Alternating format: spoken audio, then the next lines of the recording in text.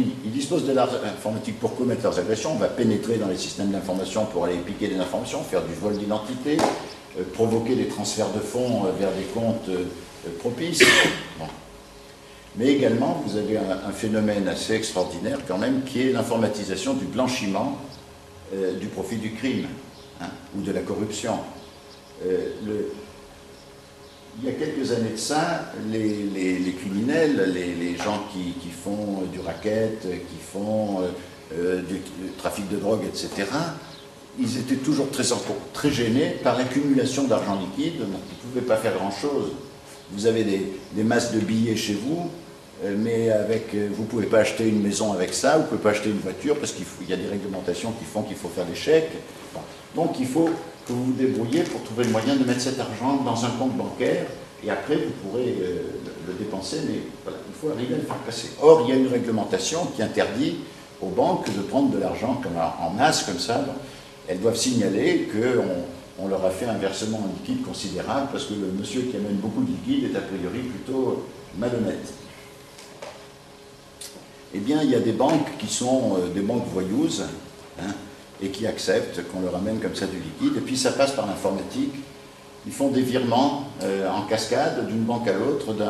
Ça passe par, alors comme le réseau est mondialisé, ça passe par les îles Caïmans, les Barbades, l'île de Man, Jersey, Gibraltar, enfin des endroits comme ça qui sont propices.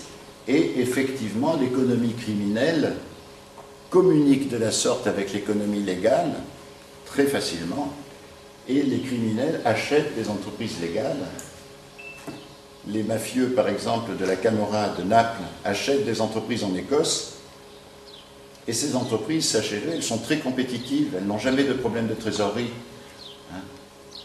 Une entreprise normale, il y a des moments où elle est un peu coincée. Eux, non, jamais, puisque l'argent arrive. Hein. Et donc, on a un risque, c'est que l'économie entière devienne la proie de ces criminels, hein, qui d'ailleurs se sont déjà emparés du pouvoir politique dans certains pays. Pensez à la Russie, hein, qui est la proie d'une prédation énorme.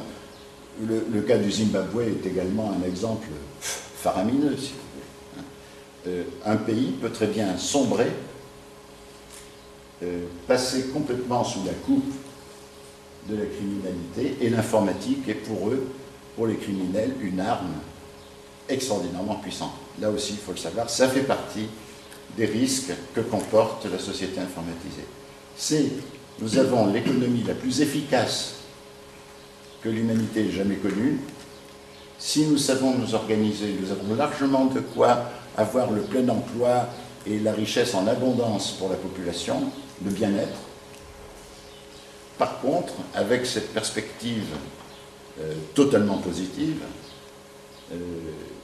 et en même temps arrivent des risques d'inadéquation des organisations qui n'ont pas compris les exigences, notamment en ce qui concerne les rapports avec la force de travail, hein.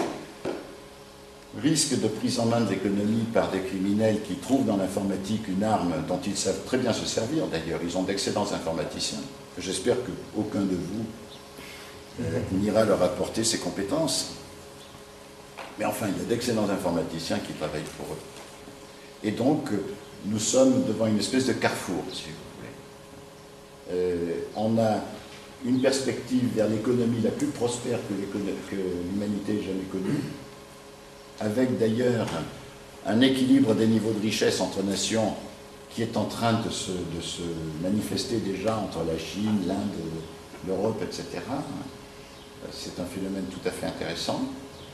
Et puis, autre risque, sombrer dans une espèce d'économie extrêmement féodale, au fond. Revenir à un régime féodal, parce que le monde de la criminalité est un monde féodal, hein, où ça fonctionne par l'allégeance,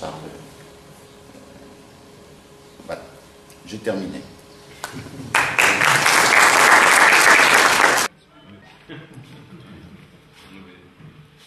Et bien sûr, en ce qui concerne l'université numérique virtuelle, nous avons eu la chance ce mois de mai de recevoir.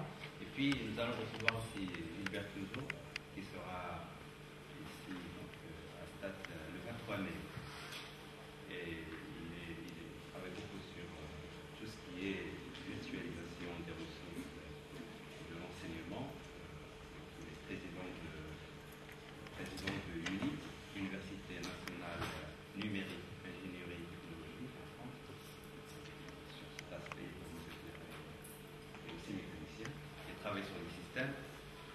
Oui. Donc, je vous remercie et on souhaite vous revoir l'année prochaine. Je remercie aussi les professeurs qui ont assisté, les étudiants, l'administrateur qui est parti, qui est aussi professeur.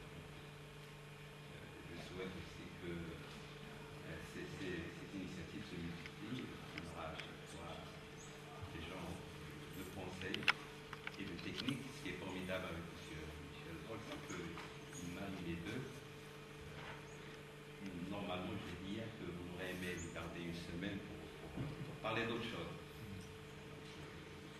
On a toujours soif à aller au-delà. Moi, je voulais poser beaucoup de questions, mais je me suis dit, bon, ça va peut-être être par Internet, par email, on verra. On pourra en parler cet après-midi à Marrakech. D'accord. Une chose qu'on n'a pas dit, c'est qu'il a pris l'arabe. Ça m'a surpris, mais voilà. Donc, non, je lis les caractères, c'est tout. Pas mal. Et pas tous. Mais je les trouve très beaux et ça m'intéresse beaucoup. Écoutez, moi je vous remercie beaucoup de m'avoir pour votre aimable invitation et vous aussi d'avoir eu la patience de m'écouter et de m'avoir posé d'intéressantes questions.